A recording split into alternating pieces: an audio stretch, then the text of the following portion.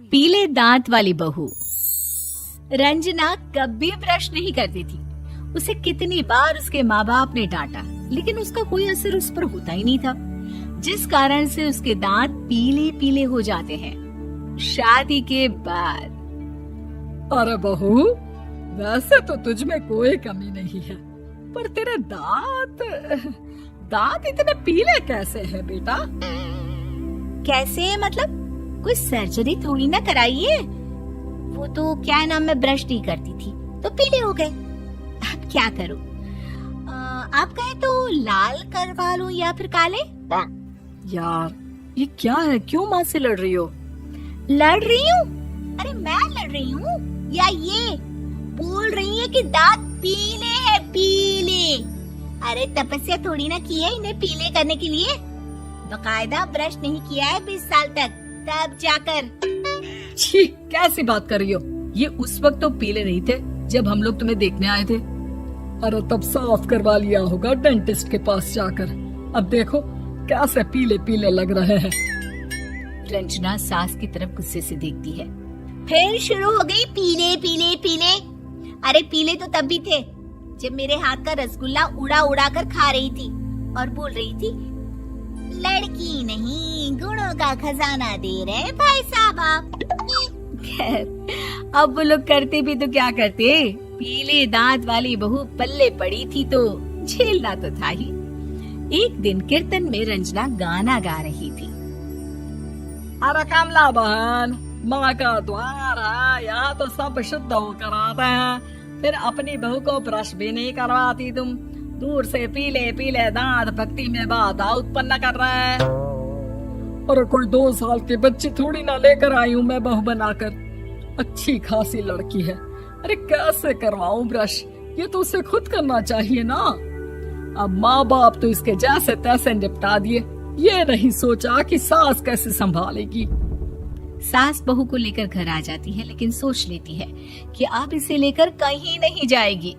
अगले रोज बहू कहती है, अरे क्या हो गया, मंदिर नहीं जाना क्या? कीर्तन का वक्त हो रहा है। मेरी मधुर वाणी से कान्हा जी जागते और सोते हैं। आप तो जानती है ना उनकी भक्ति में कितना मन लगता है मेरा। वो क्या है ना, तबीयत ठीक नहीं लग रही है मेरी, आराम करूंगी मैं। तबीयत ठीक नहीं लग रही? अभी तो मिथुन के गाने पर नाच रही थी आप, और अब बोल रही है कि तबीयत ठीक नहीं लग रही। अरे भक्ति में मन लगा लो सासू माँ, ऊपर जाना है, क्या मुंह दिखाओगी आप? हाँ? सास को बहू की बात पर गुस्सा आ जाता है।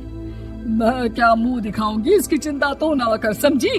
अपने मुंह की चिंता कर, जो ये पीले पीले दांत लेकर हर जगह पहुंच जाती है। पता है लोग कितना मजाक बनाते हैं। ना जी ना, मैं नहीं जाना कहीं तेरे साथ। तो ये बात है, कोई ना, मत जाओ, मैं अपने कमरे में ही बैठकर भक्ति कर लूंगी। ऊपर वाला दांत थोड़ी ना देखता है, मन देखता है, भावना देखता है। और अरे बस बस, तू सब कुछ दिखा, बस ये सफेद चमकदार दांत ना दिखाना किसी को, है? जा यहाँ से। बहू को सास की बात का कोई फर्क नहीं पड़ता, वो तो जैसी थी वैसी ही रह जाती है। सुबह नहाकर किचन में खाना बनाना, फिर खाना खाना, कीर्तन भजन करना और सो जाना। एक दिन, माँ जी मैं सहेली के घर जा रही हूँ, शाम को लेट आऊंगी। हाँ, तो जाना, मैंने कौन सा तेरी आरती करनी है घर पर बैठकर।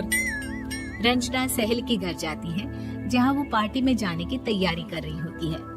अरे शिखा, कहाँ जाने की तैयारी कर रही है? मैं गलत वक्त पर आ गई क्या? अरे नहीं यार, उल्टा सही वक्त पर आई है। मैंने ये साड़ी और ज्वेलरी निकाली है यार, शाम को इनके ऑफिस की एक पार्टी में जाना है। बताना कैसा लग रहा है ये सब?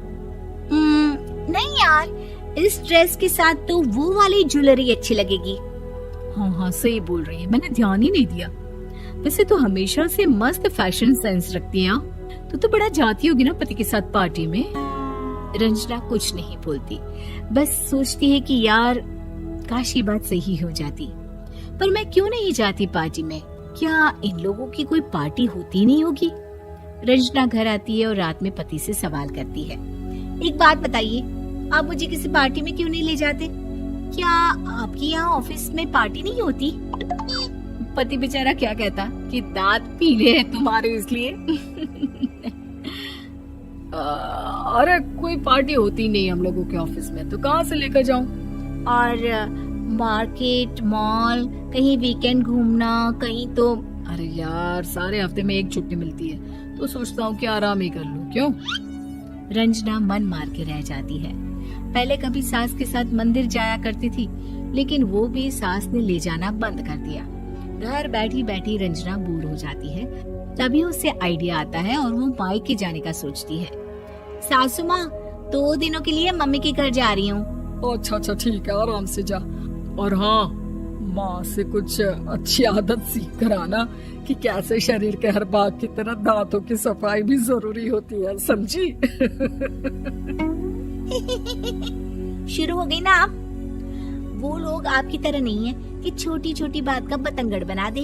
उन लोगों के लिए मैं मायने रखती हूँ, ना कि मेरे पीले पीले दांत। रंजना माँ को बिना बताए उन लोगों को सरप्राइज देती है, लेकिन जैसे ही वो दरवाजे पर पहुँचती है, अंदर देखती है कि घर वाले कहीं जा रहे होते हैं। अब माँ, काश रंजना दीदी के दांतों वाली प्रॉब्लम नहीं होती, तो वो भी हम लोगों के साथ चलती ना बुआ जी की बेटी की शादी में।